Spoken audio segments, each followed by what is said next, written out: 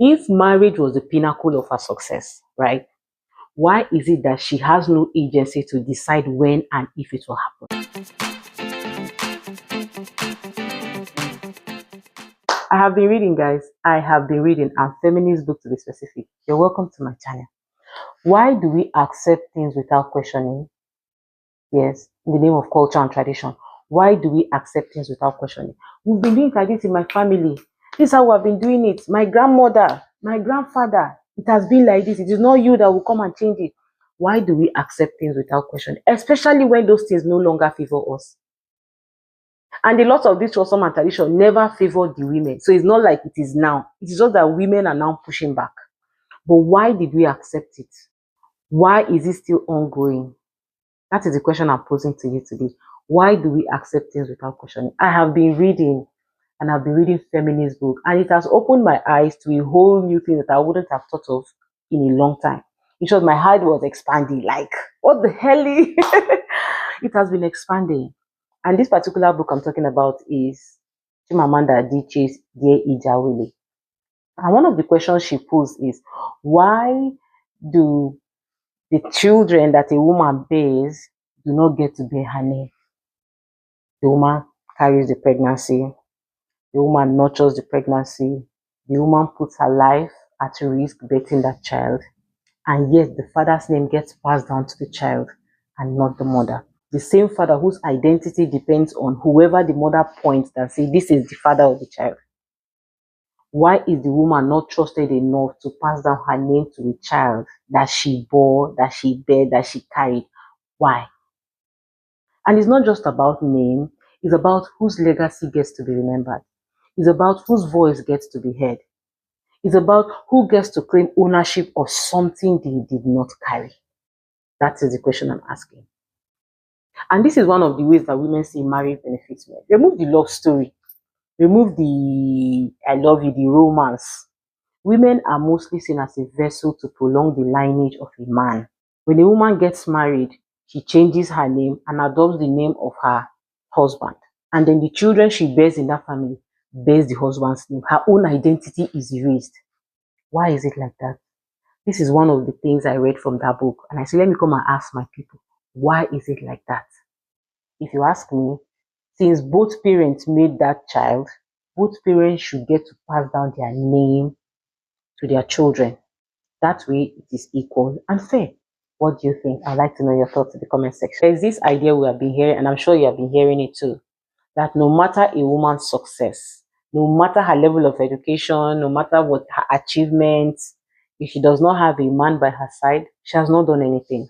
So a woman could have built an empire, healed generations of trauma, survived abuse, raised the child alone, helped people through her work, but society will still reduce her to a ring on her finger and a man by her side. If marriage was the pinnacle of her success, right? Why is it that she has no agency to decide when and if it will happen? Why is it that she does not have the right, the power to choose who and when she wants to do it? How is that fair? A woman could date a guy for X amount of time and the guy will still not marry her. A man proposes, a woman waits. A man says it is time, a woman is hopeful. And when the man does not propose or do any of that, the woman is seen as unwanted. And for a lot of women, right, marriage is not even partnership. Marriage is proof that she was wanted. She was picked out of the lot.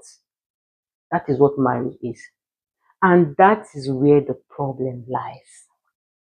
We measure the worth of a woman through the approval of a man. Why is it like that? I would like to know your thoughts in the comment section. So while I was preparing this video, right, I wrote some notes and I'm going to read it to you the same way I wrote it.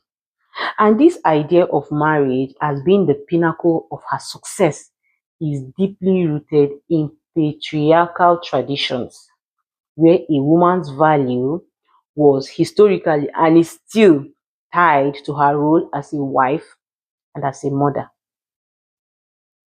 This mindset often limited her autonomy, treating marriage as a social obligation rather than a personal choice. And they begin to drill this marriage thing into our heads. From the moment you are born, they begin to drill it. Oh, sweep that floor very well. Is that how you will clean your house when you get married? Oh, come and learn how to cook so that you can cook for a man. They are not teaching you these life skills so that it can be useful to you. They are teaching it to you so that how you can be of service to another person. A lot of people despise cooking simply because of the way it was drilled in them, so that you can cook for a man. You can cook for a man, not so that you can feed yourself and be alive. If you are still in this mindset, or you still have this mindset, my sister, unlearn it.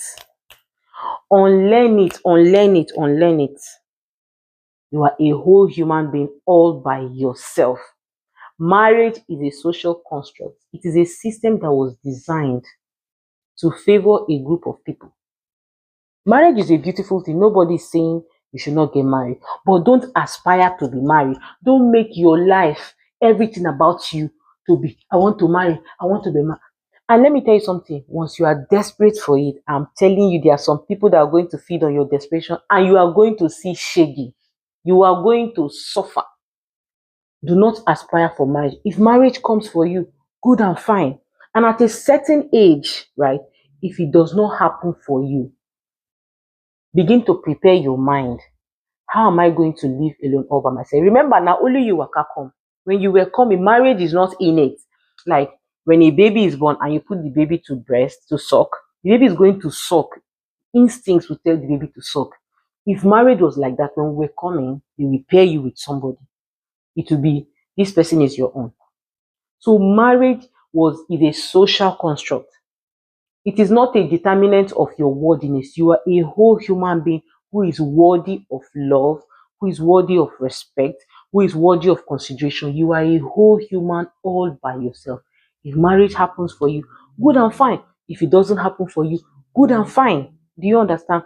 Do not put your life on hold because you want to get married. Oh, don't buy a car. If a man sees it, his men will going to run away.